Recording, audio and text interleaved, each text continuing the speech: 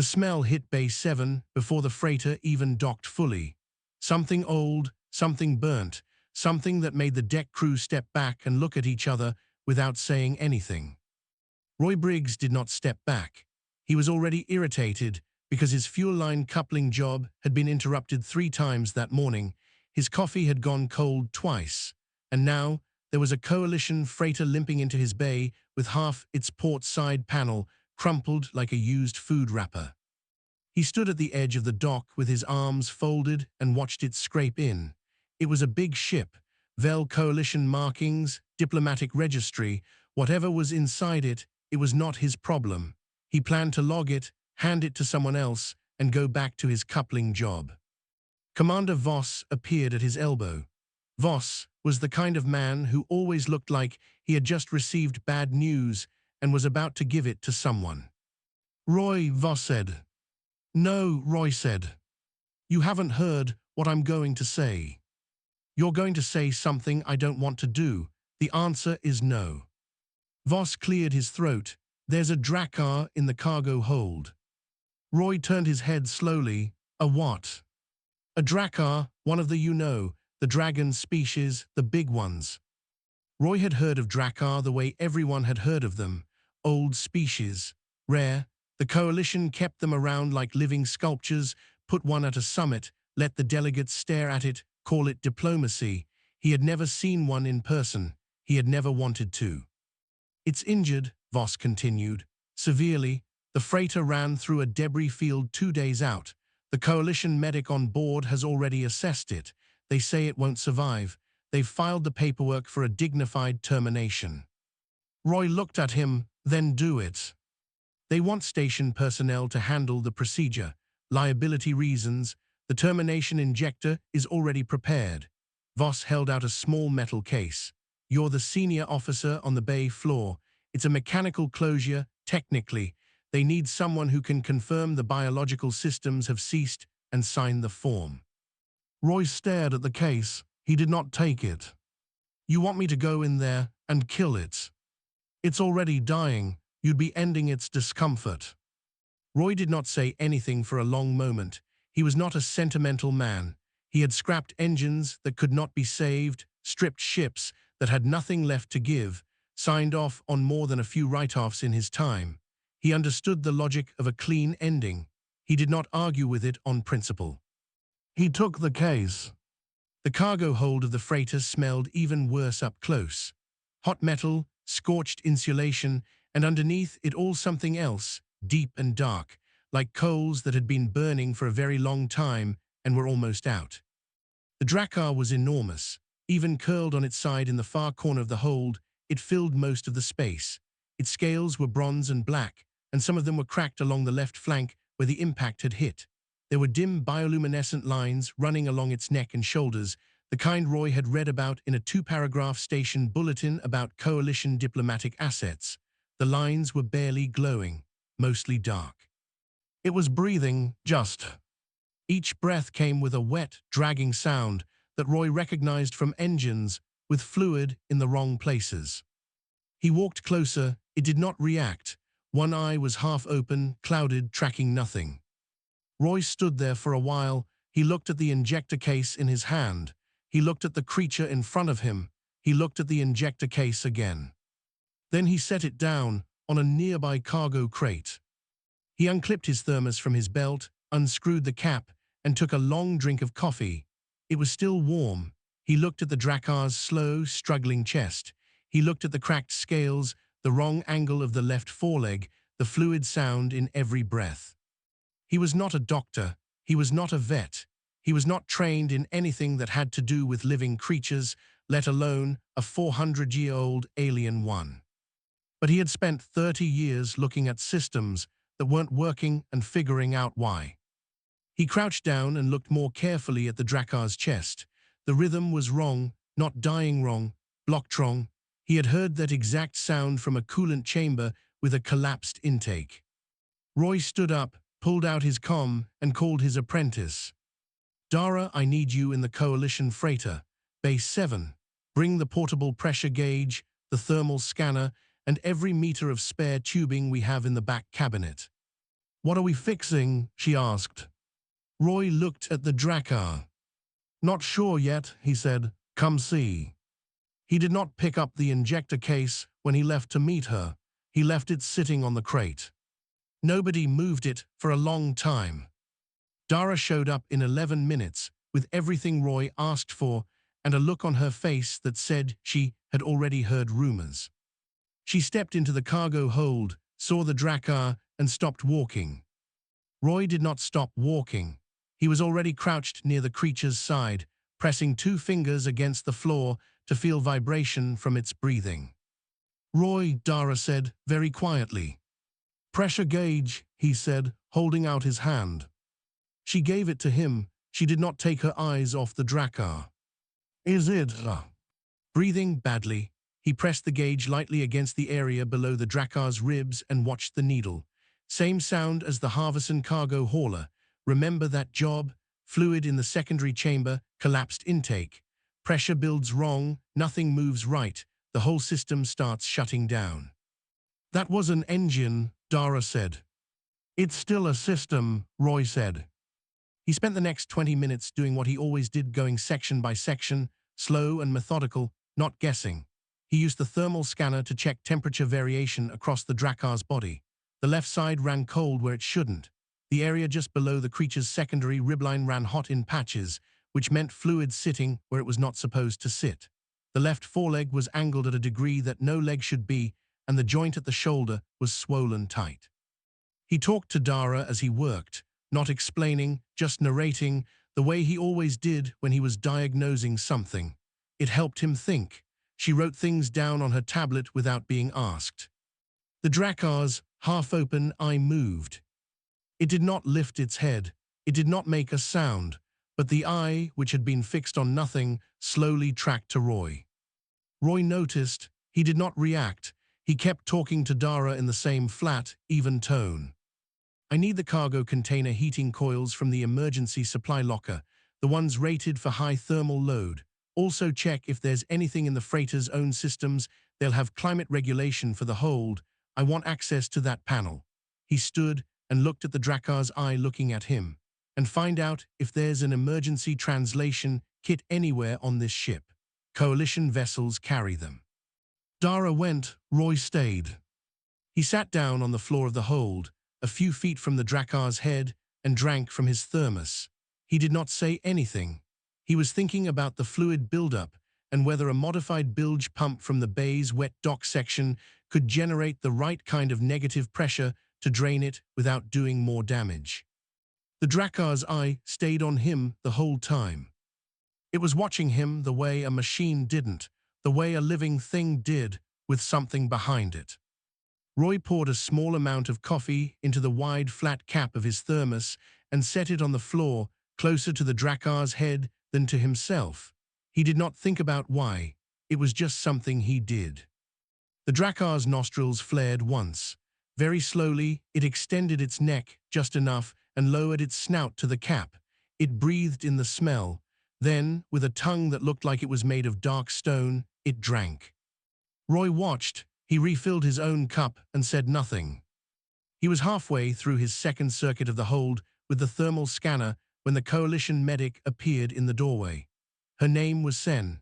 She was small, gray-skinned, and wore the expression of someone who had come to supervise a simple task and found something complicated instead. "The procedure should have been completed by now," she said. Roy said. "The injector case is sitting on a crate." "I see that." Sen stepped into the hold fully and looked at the portable equipment Dara had brought in, the thermal scanner in Roy's hand, the coffee cap near the Drakkar's snout. Her expression changed into something sharper. "What are you doing?" she asked. "Diagnostics," Roy said. "That is a dying creature, not a machine. There is nothing to diagnose. I have completed the medical assessment. The internal damage is fluid buildup in the secondary lung chambers," Roy said, not looking up from the scanner. "Left intake partially collapsed. Shoulder joint is impacted, not broken, might be broken. Temperature variance suggests the fluid is concentrated here and here," he pointed. The breathing is bad because the system is blocked, not because the system is gone. Sen stared at him. You are a mechanic. Yes. You have no medical training. None. Then on what basis? I've seen this before, Roy said. Not in a Drakkar, but the problem is the same problem. Pressure in the wrong place, flow blocked, heat building up where it shouldn't. If you drain the fluid and restore the intake, the system can run. Sen's mouth was a thin line.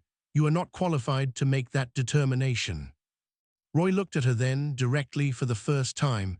You already made yours, filed the paperwork and everything. He glanced at the Drakkar, whose eye had moved to watch Sen. It's still here. That means there's time to check if you were right. He went back to his scanner. Sen left. She came back 20 minutes later to argue again. Roy did not stop working. By the time Dara returned with the heating coils and a translation pendant she had found in the freighter's emergency cabinet, the bilge pump was modified, positioned, and running. The sound of the Drakkar's breathing changed. Slowly, the wet drag smoothed out by a fraction. Roy sat back and drank his coffee. The Drakkar breathed again, and this time it was quieter. News on Halcyon Station traveled the way air traveled through bad ductwork, fast, through gaps, to everywhere it was not supposed to go. By the next morning, half the station knew there was a dragon in Bay 7. By mid-morning, they knew a mechanic was keeping it alive with scavenged parts and bad coffee. By noon, the Vel Coalition knew too, and they were not pleased. Roy found out about the incoming diplomatic shuttle the same way he found out about most things. Dara told him while he was lying on his back under Orin's left wing, checking the circulation node he had rigged from fuel line tubing and 2 clamps off a pressure suit. Orin, that was the name. The translation pendant had confirmed it, along with a slow, careful exchange of words over the course of the night. Orin spoke in formal, precise phrases, like someone who had learned a language from documents rather than from conversations. Roy spoke in short sentences and did not repeat himself. They got along fine. The shuttle docked 20 minutes ago, Dara said. Ambassador, senior level. She has a legal delegate with her and 2 security officers. For one hurt dragon, Roy said. I think it's more about the mechanic who ignored the termination order. Roy made a sound that was not agreement and not disagreement. He tightened the clamp a half turn and slid out from under the wing. Orin watched him do it. The Drakkar was not standing yet, but he was sitting upright, which was already more than he had managed 2 days ago. The bioluminescent lines along his neck were brighter, not bright, but brighter. Orin, Roy said. Yes, said the translation pendant, in the flat tone of a device doing its best. People are coming who want to move you. Coalition, you know them. A pause, I know them. Do you want to go with them? The pause this time was longer. Then, no. Roy picked up his thermos. Okay, he looked at Dara. Where's Voss? Voss was in his office, which is where Voss went when he was frightened, which was often. Roy found him sitting behind his desk with the expression of a man trying to disappear into his own chair. The ambassador was already there. Her name was Kel Marin. She was tall, dark-eyed, and spoke with the careful precision of someone who had spent decades making sure nothing she said could be used against her. She turned to look at Roy when he walked in and did not offer her hand. You are the mechanic, she said. Roy Briggs, he said, Bay 7. Mr. Briggs, I want to be clear that I do not doubt your intentions were creative. However, the Drakkar designated Orin is a protected diplomatic species member under Coalition Protective Statute 4. His care, transport, and welfare are a coalition matter. We will be moving him to a proper medical facility within the hour. Roy looked at Voss. Voss looked at his desk. Orin said no, Roy said. Marin blinked once. I beg your pardon. I asked him if he wanted to go. He said no, Roy shrugged. That seems relevant. A diplomatic asset in critical condition does not have the capacity to.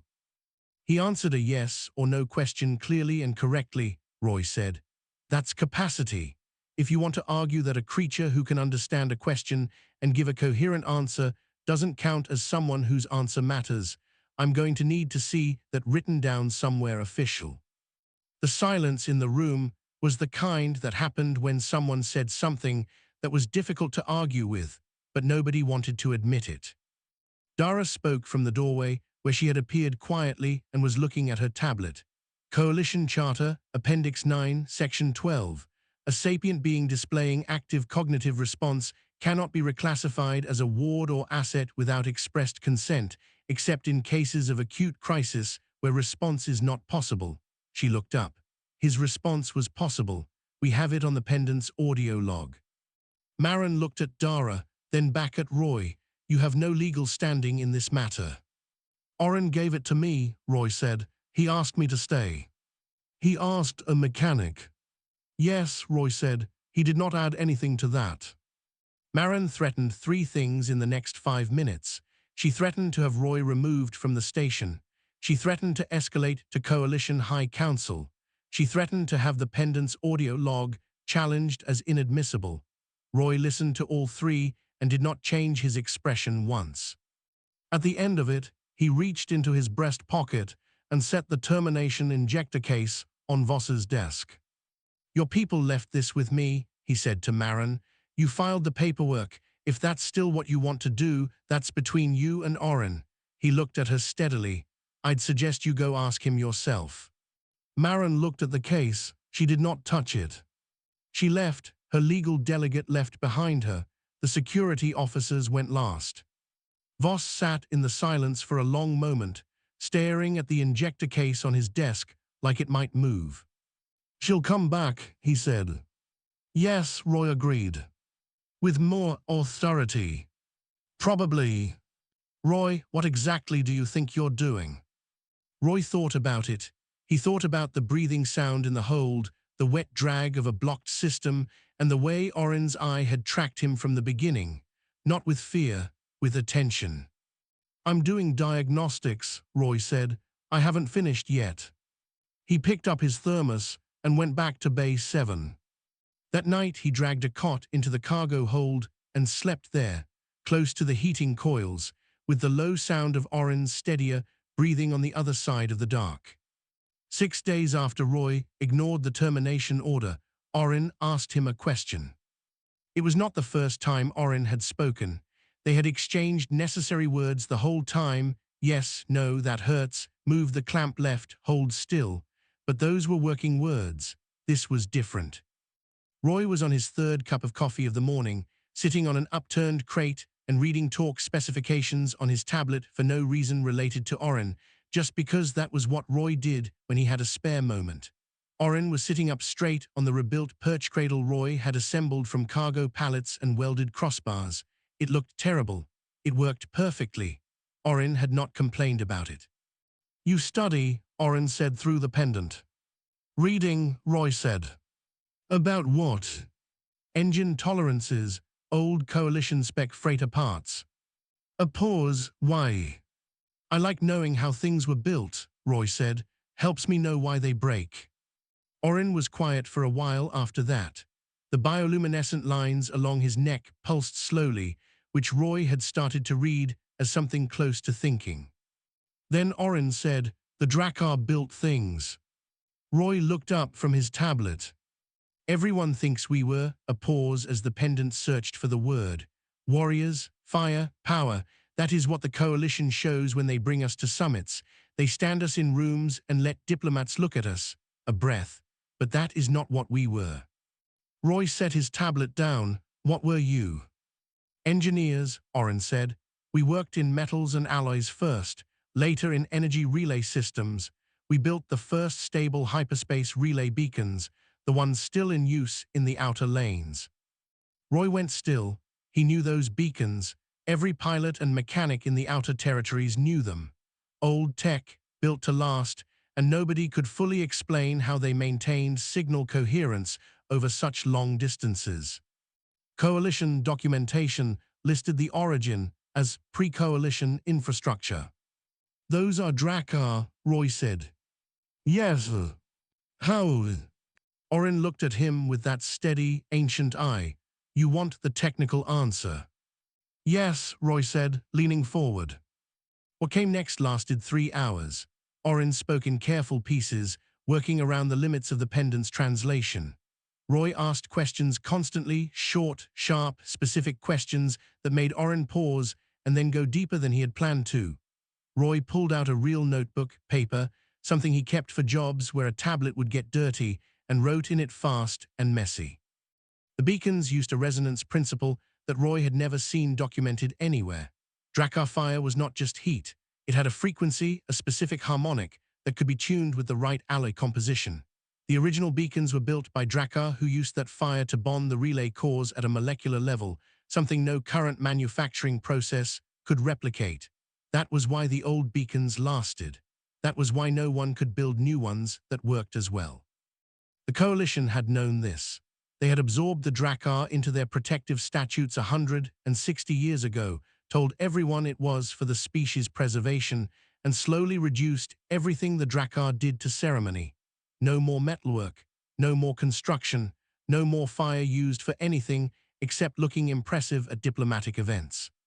Fewer than 40 Drakkar were left. Roy did not say he was sorry. He wrote 3 more pages and then looked at what he had written. This resonance bonding, he said, would it work on modern relay alloys, the new silicon composite cores?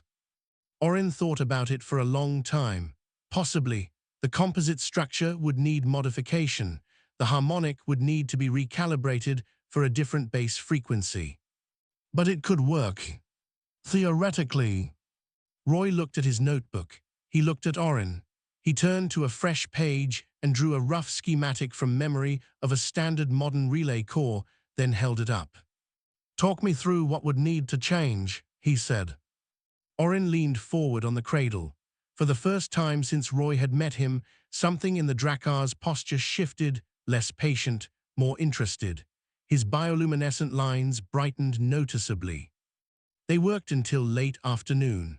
Roy ran out of notebook pages and started using the back of printed maintenance logs. Orin talked more precisely now, using technical language that the pendant struggled with, so Roy started writing phonetic approximations in the margins and asking Orin to correct him. Dara appeared at the hold entrance in the early evening, carrying food and seeing all of this. She stood for a moment. Roy talking fast, writing fast, Orin using his good foreleg to trace shapes in the air that Roy drew badly and Orin corrected. She went back to her bunk, got her own tablet, and started writing from memory everything she had heard Orin say over the last 6 days. She did not know yet what she was building. She knew it was important. That night Roy made coffee. He poured Orin's portion into the wide coolant tray, which had become a fixture in the hold now. Orin drank from it the way he always did, slowly, without ceremony. Nobody asked you before, Roy said, about the beacons, about any of it. Coalition personnel ask what is useful to them, Orin said. Roy drank from his own cup. I'm asking because I want to know. Orin was quiet for a moment. Yes, he said through the pendant, I noticed. Ambassador Marin came back on day 9 with a coalition legal delegate named Barreau and 2 different security officers. The original ones, Roy figured, had told her something she did not want to hear. This time she invoked Statute 7. Voss explained it to Roy in a voice that was almost completely flat, which meant he was very scared. Coalition Protective Custody Statute 7 allowed the Coalition to assume care of a protected species member in a situation of ongoing medical distress, regardless of the member's expressed preference, on the grounds that the distress itself compromised the capacity for informed consent. It's airtight, Voss said. Legally, their delegate showed me the text. Orin is not in distress, Roy said. He's sitting up, eating, and spent yesterday explaining resonance bonding physics to me. They're saying the distress is ongoing because the medical environment is substandard. Roy looked around at the cargo hold, at the heating coils, at the perch cradle, at the coolant tray, cleaned every morning, sitting on the swivel bracket he had welded to hold it at the right height. He looked at Orin, who was watching the conversation from across the hold with his bioluminescent lines at a steady, calm brightness. "Fine," Roy said. "We'll do a hearing." Voss blinked. "You want a formal hearing? You have a mediation room. Use it." The mediation room on Halcyon Station had been used 3 times in the last decade, twice for cargo disputes, and once for a situation involving a stolen welding unit that Roy had been peripherally involved in. It smelled like old recycled air and nobody had dusted it recently. By the time the hearing started, it was standing room only. Nobody had announced it publicly. The station had heard about it anyway. Dock workers, fuel handlers, 2 off-duty pilots, a family of Seln traders who happened to be passing through, and at least a dozen people Roy did not recognize were crowded against the back wall. Voss looked at them and then looked at Roy like this was somehow his fault. Roy sat on one side of the table in his coveralls, with his thermos and Dara beside him. Marin and Delegate Barreau sat on the other side. The security officers stood behind them. Voss sat at the head of the table and looked like he wanted to be anywhere else in the galaxy. Barreau opened. He presented Statute 7 in full, read the language about ongoing distress and compromised consent, noted that the holding environment was not coalition certified, and stated that under the statute, the coalition's duty of care superseded individual preference. He was thorough. He was correct. He was finished in 6 minutes. Dara responded. She had been quiet for days. Roy had not asked what she was working on. Now she stood up with her tablet and presented 3 things: Orin's recorded audio from the pendant stating his preference clearly, the Charter Appendix 9 section on expressed consent she had found on day 3, and a new argument she had built herself. Statute 7's distress clause, she explained, required that the ongoing distress be unaddressed. If the medical situation was being actively managed and improving, the distress was not ongoing, it was resolving. She had Orin's thermal scan readings from 6 consecutive days, printed and labeled. The numbers went in one direction. She pointed at them and let the room do the math. The statute exists to protect a species member who has no one caring for them, Dara said. It is not designed to remove a species member from care that is working because that care did not come from the right organization. She set her tablet down. Orin is not in distress. He is in recovery. That is different. Barreau began to object. Marin touched his arm and he stopped. Voss said, "Does Orin wish to speak?" He was looking at a small comm unit on the table, connected to the pendant back in Bay 7. Orin could not walk the length of the station yet, but he could speak through it. The hold was quiet, then Orin spoke. He thanked the coalition formally and by correct title. He stated that the termination order had been filed before any independent assessment of his survivability. He noted this as a fact, not an accusation. He stated that he was alive, that his condition had improved on 7 consecutive measured days, and that the environment in Bay 7, while unconventional, had achieved results that coalition medical assessment had concluded were impossible. Then he said, "I was given a choice once. When the coalition designated my people as protected, we were told it was for our survival. We were not asked." A pause. "I am asking now to make my own choice. I choose to remain." The room was very quiet. Barreau leaned toward Marin and spoke in low tones. She listened. She did not look happy.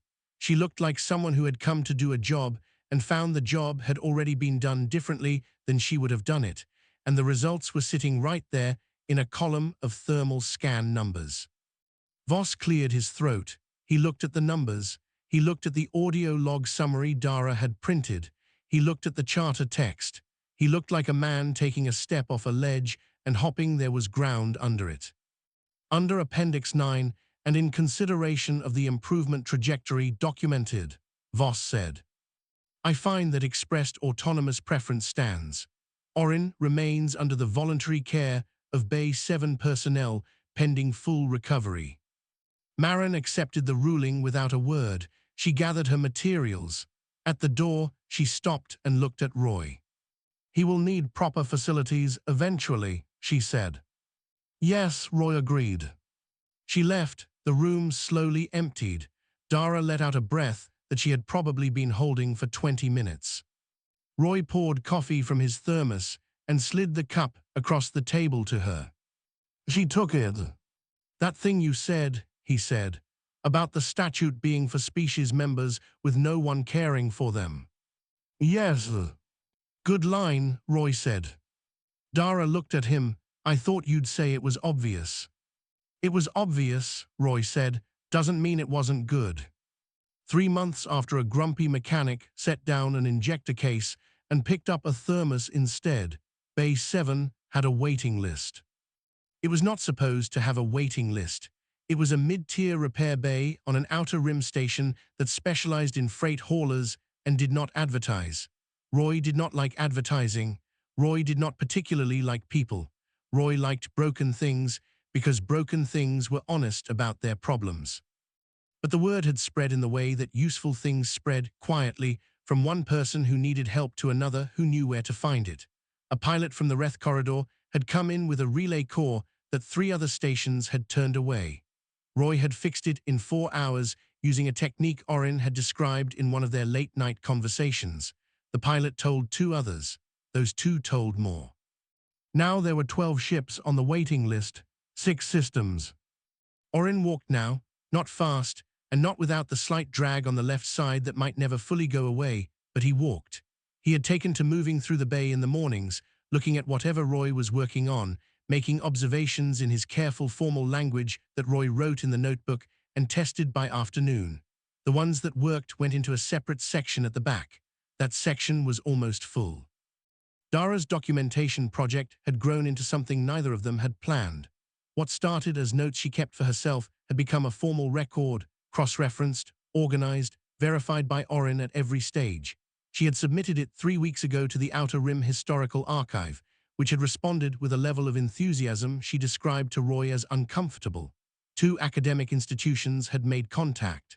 A researcher from one of them was scheduled to visit next month. Roy had no opinion about this. He had told Dara it was her project and meant it. On a Tuesday morning, which was like every other morning in that it started with Roy drinking coffee and Orin drinking from the coolant tray, a ship arrived unannounced from the inner lanes. It was a small vessel, unmarked, and the person who came off it was young. Drakkar, but young. Roy could see it in the scales, brighter and less settled than Orin's, the bioluminescent lines running in patterns not yet fixed into the darker permanent glow of age. He was smaller than Orin by a significant margin, which still made him fill the docking corridor. He stopped when he saw Roy. Roy looked at him. You know where you're going. Bay 7, the young Drakkar said. His translation pendant was a newer model than Orin's, cleaner voice.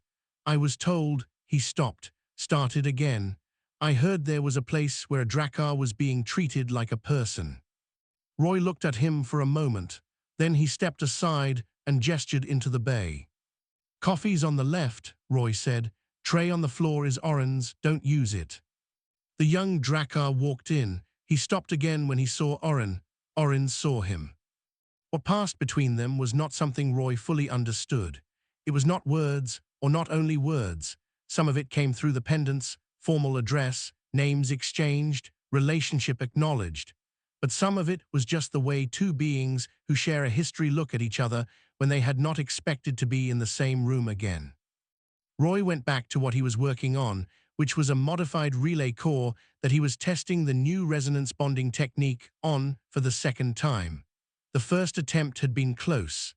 This one, he thought, was going to be closer. He worked for an hour. Behind him, Orin and the young Drakkar, whose name came through the pendant as Seld, talked in the steady back and forth of people catching up on a long silence. At some point, Seld moved to look at the relay core Roy was working on and asked what it was. Roy explained in 3 sentences. Seld asked a follow-up question that was more technically specific than Roy expected. Roy looked at him. Orin's been teaching you, he said. No, Seld said. We have not spoken in 11 years. He looked at the core. I was an apprentice before the coalition required my relocation. We all were once. Roy looked at Orin. Orin looked back at him with that eye that always seemed to be measuring something. Roy pulled a stool over to the workbench and set the relay core between them. "Then look," he said to Seld, "tell me what you see." Dara came in an hour later with parts Roy had ordered and found 3 of them around the workbench. Roy and Seld both with tools in hand, Orin directing from behind them, the bioluminescent lines running at the brightest she had seen them in 3 months. She set the parts down quietly and went to get her tablet. Later, when Seld had been shown the cot in the corner and the location of the emergency rations and had fallen asleep with the straightforward efficiency of someone young and exhausted, Dara found Roy at the workbench alone. He had welded something new to the side of the bench, a bracket, simple, angular, functional. The coolant tray was mounted on it at exactly the right height for Orin to drink from without lowering his head too far. Dara looked at it. "You made him a permanent coffee holder." Roy did not look up from the relay core he was calibrating. It was in the way on the floor. "It has a swivel mechanism, in case he needs to move, and a heat coil underneath to keep it warm." A pause. "Coffee gets cold," Roy said. Dara looked at the bracket for another moment. She looked at the 2 sleeping spots in the hold, Roy's cot, worn and permanent-looking, and Seld's borrowed one. She looked at the notebook on the corner of the bench, bristling with loose pages and tabbed sections. She did not say anything else. She had learned, over 3 months, that Roy communicated the way a lot of the things he fixed did, not loudly, and not in ways that required you to be told. She pulled up a stool, opened her tablet, and kept writing. Roy calibrated his core. The bay was quiet and warm and smelled like coffee and machine oil and something older than both, something that had almost gone out and hadn't.